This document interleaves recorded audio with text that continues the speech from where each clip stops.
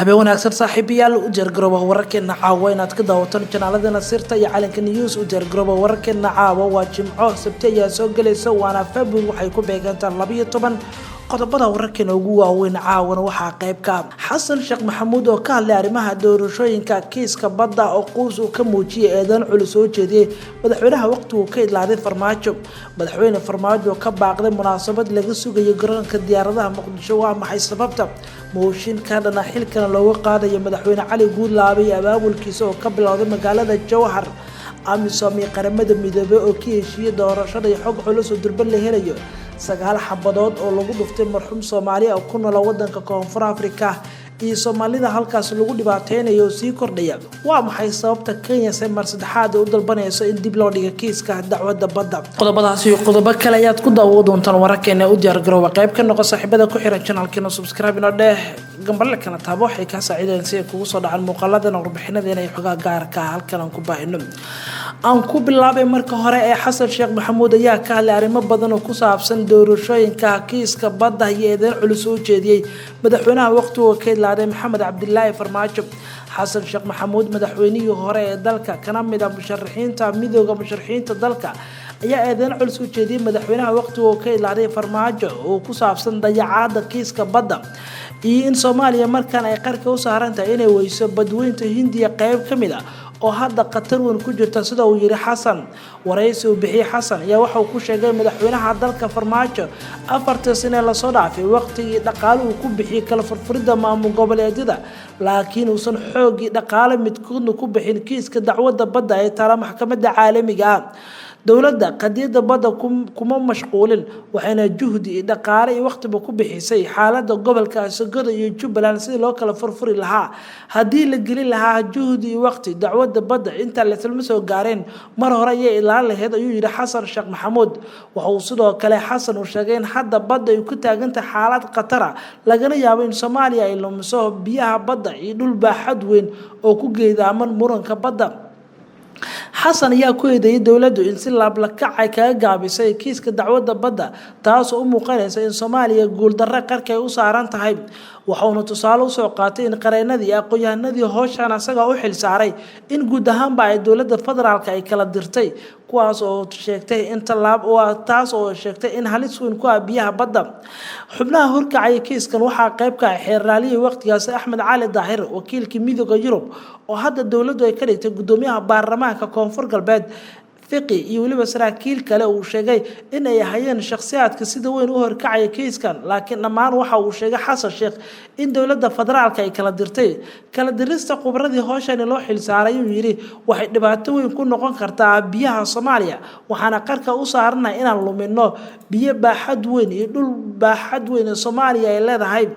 waxa uu sidoo kale Xasan uu yiri dawladdeenu waxay soo baraarugtaa markii Kenya iyo warbaahintoodu ay ka hadlaan xaaladda kiiska dacwadda badda Kenya marka aad maqlayso ama ay ka hadlayso kiiska dacwadda badda waa mar ay maxkamaddu warqad geysay deetana ay soo arkeen xubnaha garsoorka maxkamadda markaas kadib ayay faahfaahisaa laakiin anaga nuguma jiro baraarugaasi oo waxaan soo baraarugnaa markay Kenya hadasho kadib ayaan warqado qorqornaa aan u dirnaa maxkamadda ayuu yiri Xasan Sheekh madaxweynaha Soomaaliya Maxamed Cabdullaahi Farmaajo ayaa la kulmaya dhaleeceyn aad u weyn oo kaga imaanaya inuu ku guul dareystay kiiska dacwadda badda muddada xilka hayay Farmaajo 4 sano ugu dambeysay tira 4 jeer ayaana dib loo dhigay tira 3 jeer ayaa dib loo dhigay kiiska dacwadda badda Kenya ayaana ku aaminaysaa in mar afraad dib loo dhigo dhinaca kale madaxweynaha waqtigu ka ilaalay Farmaajo ayaa ka baaqsaday munaasabad laga sugay maanta in lagu qabto garoonka diyaaradaha magaalada Muqdisho sidoo uu qorshaha madaxweyne Farmaajo ayaa la filayay in xariga uu ka jaro saameyn ballaaran oo lagu sameeyo howsha farsamada ee garoonka diyaaradaha laakiin waxa la sheegay in farsamo awgeed uu kaga baaqday in madaxweynuhu tago garoonka diyaaradaha uuna qayb ka noqdo arrimaha waa ballaarin lagu sameeyo garoonka iyo waxyaabo kale lagu soo kordhiyo xarigu madaxweynuhu ka jari lahaa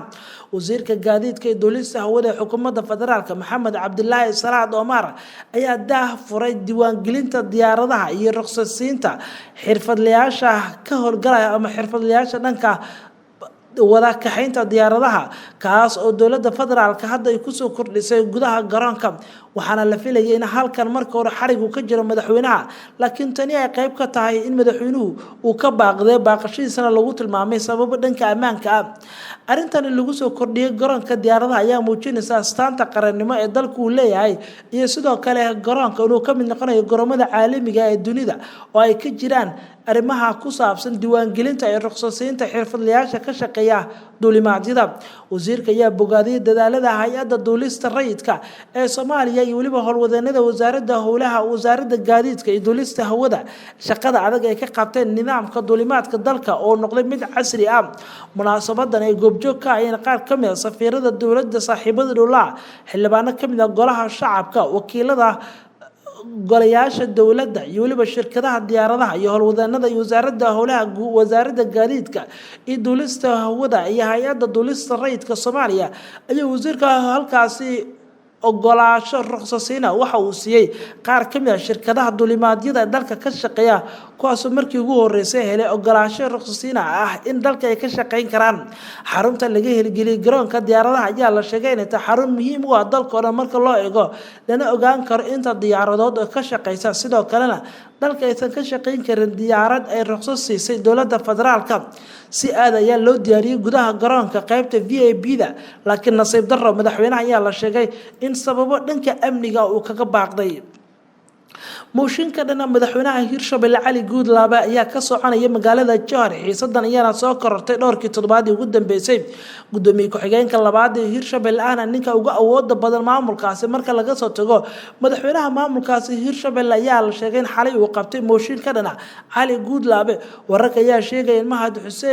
Mahad Xasan Xuseen oo gudoomiye ku-xigeenka baarlamaanka Hirshabelle shalay galab gurigiisa ay ugu yeereen xildhibaano ka mid ah baarlamaanka maamulkaasi Hirshabelle kuwaas oo wada abaabulka mooshinka dhana madaxweynaha xilka haya Cali Guudlaabe kaas oo isla xisaabta dhaba sameyn saddexda bil ugu dambeysay kuna guul dareysay magacaabista golo wasiiro iyo sidoo kale inuu xalliyo khilaafka gobolka Hiiraan kala dhaxeeya Mahad Xasan Cismaan oo ka mid ah garyaqaanada oo ka mid ah gacanyaraha taliyaha hay'adda NISA Fahad Yaasiin ahna gudoomiye ku-xigeenka ayaa si kaga soo horjeeda siyaasadda madaxweyne Guudlaabe kadib markii madaxweynaha uu soo jeediyay in xilka laga qaado gudoomiyaha gobolka Hiiraan Cali Jeyti Cismaan hase yeeshee madaxweyne Guudlaabe la sheegay in arrintaasi ay diidmo cad oo kala hor yimid gudoomiye ku-xigeenka ee xildhibaanada waana tan keentay abaabulka mooshinka dhana madaxweyne ku-xigeenka iyo waliba madaxweynahaba ay abaabulaan xildhibaanada wararka qaarkood ayaa la sheegayaa in mooshinka abaabulkiisa uu ku qotomo marka hore in xilka laga qaado gudoomiye madaxweyne ku-xigeenka Yuusuf Dabageed kaas oo hadda cadaadis xooggan la kulmaya dhinaca kale xildhibaanada ayaa casharaf xali u sameeyay madaxweyne Cali Guudlaabe si uu u qanciyo meeshana looga saaro arrimaha mooshinka wasiirkii hore ee warfaafinta ee maamulkaasi Mahad Xasan Cismaan oo reer Hiiraan ka tirsan ayaa sheegay in dhaqaale badan lagu bixinayo ridida Cali Guudlaabe mooshinkaasina abaabulayaan shakhsiyaad badan sida uu yiri asagoo taa beddelkeeda uu sheegay inay ka shaqeyn doonaan sidii Cali Guudlaabe maamulkiisa meesha looga saari lahaa wararkeena kale ayaan eegi doonaa saaxiibayaal ee qodobada ka haray James Iswan ayaa warbixin la xiriira arrimaha ismariwaaga doorashooyinka iyo waliba khilaafka ka jira doorashooyinka wuxuu la wadaagay qaar ka mid ah wadamada ciidamadooda ay ka joogaan Soomaaliya asagoo kala hadlay xalweelisa muranka la xiriira doorashooyinka wuxuuna dhammaanba qadka telefoonka kula hadlay wasiirada arrimaha dibadda dalalkaasi ergeygaarka qaramada midoobay oo qaabilsan arrimaha Soomaaliya James Iswan ayaa wada hadlo dhanka telefoonka wuxuu la yeeshay wasiirada arrimaha dibadda ee dalalka ku boobay midowga Afrika ee AMISOM qoraal ka soo baxay xafiiska qaramada midoobay ee Soomaaliya waxa lagu sheegay in danjiri James Iswan wasiirka arrimaha dibadda wadanka Djibouti Kenya Ethiopia Uganda uu kala hadlay sidii door kaga qaadan lahaayeen howlgalka nabad sugidda sugidda amniga dalka gaar ahaan goobaha ay ka dhacayaan doorashooyinka wakiilka qaramada midoobay ee Soomaaliya James Iswan ayaa bogaadiyay fursadaha toddobaadka taagan iyo in sidoo kale wadamadan ay diyaar u yihiin inay ka caawiyaan Soomaaliya isagoo aad u mahad celiyay wasiirada arrimaha dibadda dalalka Djibouti, Ethiopia, Kenya iyo Uganda kuwaas oo sheegay inay qayb ka qaadanayaan xasiloonida gobolka iyo sidii loogu hortagi lahaa kooxaha argagixisada ayaa lagu yiri qoraalka. Wakiilka gaarka qaramada midoobay ee Soomaaliya ayaa dadaal xoogan ku bixinaya xal u helista muranka doorashooyinka dalka oo soo jiitamayay tan iyo toddobaadyadii ugu dambeeyay. waa maxay sababta dawladda Kenya ay mar saddexaad u dalbanayso dib u dhigista dacwadda badda? Dawladda Kenya ayaa mar kale jawaab ka bixisay hadalkii wasiirka warfaafinta Soomaaliya Cismaan Abuukar Dube oo warbaahinta Muqdisho kula hadlay kaasoo Kenya aadan culus u jeediyay. Cismaan Abuukar Dube wasiirka waxa uu sheegay in Kenya ay ku andacoonayso in dawladda aysan haysan sharciyad sidaa darteedna ay mar saddexaad u dalbanayaan in kiiska dib loo dhigo. waxay doonayaan inay buriyaan kiiskan ayaga oo ku doodayeen Soomaaliya heesa hadda ay ka jirin dawlad sharci ah ayuu yiri wasiir Dube. Sidoo kale wasiirku wuxuu intaa ku daray in qaar ka mid ah siyaasiyiinta Soomaalida arrintan ay kala shaqeynayaan, laakiin Kenya ayaa faahfaahin dheer ka bixisay hadalladaas waxayna ku tilmaamtay kuwa aan laga fiirsan oo meel ku dhac ku ah saaxiibtinimada iyo waliba labada dawladood. ayadoo taasi ay jirto dawladda Kenya waxay kaashanaysaa arrimaha la xiriira gobolka oo dhan. wasiir Dube hadalkiisa waxaan ku tilmaami karnaa mid sharciyada ka fog oo ka been abuurtay wadankeena. ila ku dhow wasaaradda arrimaha dibadda dawladda Kenya ayaa sheegay in ay beeniyeen warkaani, waxayna sheegeen in sababaha ugu weyn hadda ay ku doodeen qayb ka tahay dib u dhigista kiiska in saameyn weyn ku yeeshay fayraska corona. Kenya waxay sheegtay in arrimo la xiriira COVID-19 dartiisa ay isku diyaarin waayeen kiisaska ama qaranada difaacaya arrintan, waxayna sidoo kale ay ka cabsi qabaan khataro dhanka ammaanka, waxayna garsoorayaashooda ay ku wargeliyeen dawladdu in waqtigan ay gudageli karin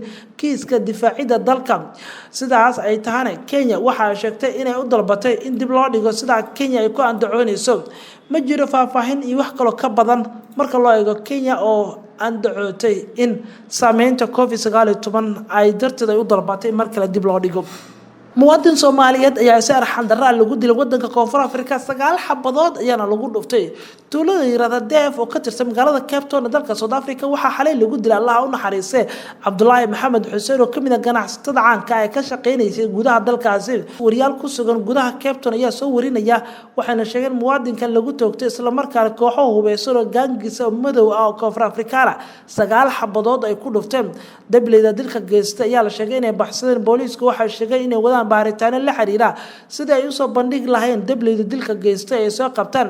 dilalka tacadiyada ay la kulmayeen muwaadiniinta Soomaalida Koonfur Afrika ayaa u muuqanaya kuwa xargaha sii goostay marka loo eego. waxaa la sheegay marxuumka maanta lagu aasay qabuuraha muslimiinta ee ku yaala magaalada Cape Town. inta badan dilalka ka dhaca Koonfur Afrika waxa geysta gaangis hubeysan. hagaag saaxiib yeelintaas ayaana fursad u helnay wararkeennii